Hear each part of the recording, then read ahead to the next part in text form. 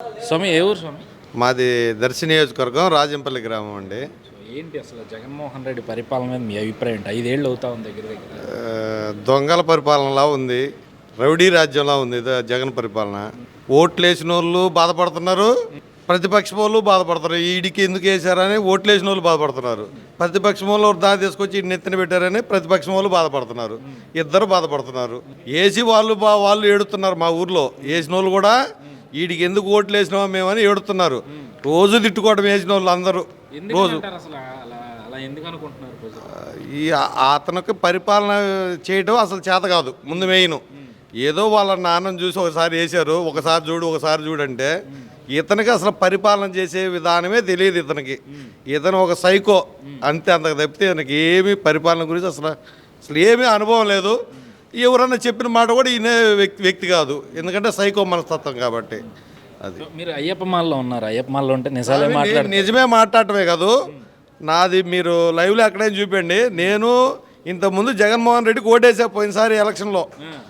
వేసిన కరెక్ట్గా ఒక సంవత్సరానికి ఆ స్వామి మీద వ్యతిరేకత. నాకు అసలు ఈ స్వామి పరిపాలన నచ్చలా.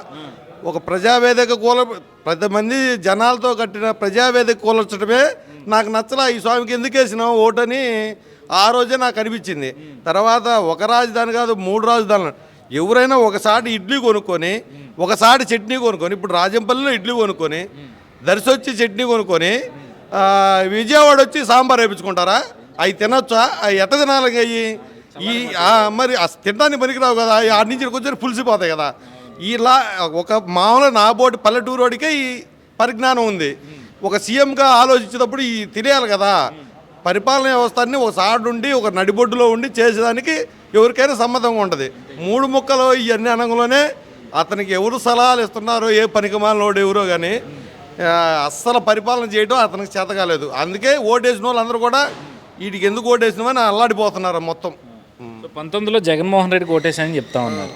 24 ఎన్నికలు వస్తూ ఉన్నాయి. సిట్టింగ్ ఎమ్మెల్యేలు మార్చే ప్రయత్నం జగన్మోహన్ రెడ్డి చేస్తూ ఉన్నాడు. మార్చినంత మాత్రం జగన్మోహన్ రెడ్డి ఫేట్ మారుతుందంటారా? ఎమ్మెల్యేలు మార్చినా వాళ్ళు ఏం చేయగలుగుతారు? వాళ్ళకి ఆడికి పోతే ఆయన కలిసే జాతకం లేక వాళ్ళు డబ్బులు పెట్టి అవి పెట్టి ఇవి పెట్టి వాళ్ళు నష్టపోయి వాళ్ళు లబ్బోలు వచ్చినని కొట్టుకుంటున్నారు.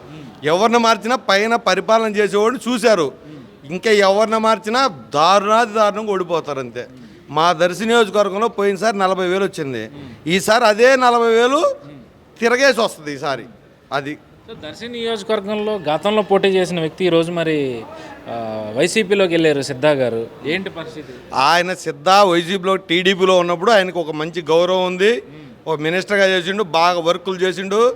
అదే టీడీపీలో ఇవాళ ఉండుంటే ఆయన 50,000 60,000 మెజారిటీతో గెలిచేవాడు.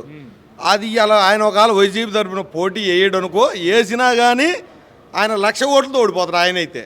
అది సో మరి సజ్జల రామకృష్ణారెడ్డి చెప్తా ఉన్నారు, ఇన్ఛార్జీలు మార్చడం అనేది మా స్ట్రాటజీ. ముందు జనసేన టీడీపీ సీట్లు ఎవరెవరికి ఇవ్వాలో దాని మీద దృష్టి పెట్టండి, మా సంగతి వదిలేసి అని చెప్పి ఆయన అంటా ఉన్నారు. దీని ఎట్లా ఆయన మార్చాల్సిన ఇన్ఛార్జీలు కాదు, జనాలందరూ ముఖ్యమంత్రిని మార్చాలని డిసైడ్ అయ్యారు. వాళ్ళు ఇన్ఛార్జీలు మార్చినా ఇంకొకరిని మార్చినా ఏమి లేదు.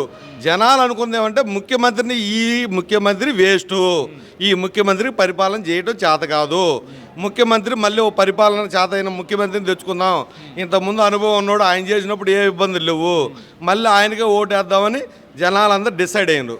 అది ఓటేసిన పల్లెటూరులో ఓటేసిన నాయకులు కానీ, పల్లెటూరులో విలేజ్ నాయకులు కానీ అందరూ వ్యతిరేకతగానే ఉన్నారు. అది అంటే ఇప్పుడు బీసీ కార్డుని తెర మీద తీసుకొచ్చిన పరిస్థితి కనిపిస్తుంది. ఇప్పుడు ఇన్ఛార్జీలు మంచి బీసీలకు కొత్తగా ఇవ్వడం, బీసీలకు ఏదో చేసేసామని చెప్పడం, ఇదేం ఉపయోగపడుతుంటారు? బీసీలు అనేది తెలుగుదేశం పార్టీకి కూడా పేటెంటే. ఎవరిని మార్చినా వ్యక్తిగా అసలు పరిపాలన చేసే విధానం అతనికి నచ్చలేదు. ఇప్పుడు ఊర్లో ఎవరైనా అమ్మ ఒడి ఇస్తున్నారు అంటున్నారు, అమ్మ ఒడికి నాన్నకు బుడ్డికి వేస్తున్నారు దెబ్బ. ఏమి ఇంట్లోకి వచ్చేది ఏముంది? మనకి ఈ చేతితో ఇస్తే నాకు ఇంతకుముందు కరెంటు బిల్లు నాకు 2 మీటర్లు ఉన్నాయి, 2 ఇళ్ళు ఉన్నాయి, 2 మీటర్లు ఉన్నాయి. ఒక ఇంటికి 70 రూపాయలు వచ్చేది, ఒక ఇంటికి 125 వచ్చేది ఇంతకుముందు. ఇప్పుడు ఒక ఇంటికి 1000 వస్తుంది, ఒక ఇంటికి 1600 వస్తుంది కరెంటు బిల్లు. మరి ఇక ఎంత తేడా వచ్చింది? మనం చంద్రబాబు నాయుడు గవర్నమెంట్ అప్పుడు 70 రూపాయల డీజిల్ ఉందన్నాం, ఇప్పుడు 100 రూపాయల డీజిల్ అయ్యింది. ఇప్పుడు ప్రతిదీ అన్నీ పెరిగిపోయినాయి. ఇవాళ జగన్మోహన్ రెడ్డి మాయ మాటలు నమ్మేవాడు ఎవడు లేడండి. టోటల్గా ముఖ్యమంత్రిని మారవాలని జనాలందరూ డిసైడ్ అయినారు. వాళ్ళు ఎమ్మెల్యే క్యాండిడేట్లను మార్చినా, లబో లక్షణాలను దన్నాలు పెట్టినా జనాలు అయితే డిసైడ్ అయిపోయారు. ముఖ్యమంత్రినే మార్చాలని డిసైడ్ అయినారు. ఎమ్మెల్యేలతో సంబంధం లేదు, పైన ముఖ్యమంత్రిని చూసి ఓట్లు వేస్తారు. ఎమ్మెల్యేలు ఎవరున్నా కానీ టికెట్లు, అది జనాల ఒపీనియన్ అయితే.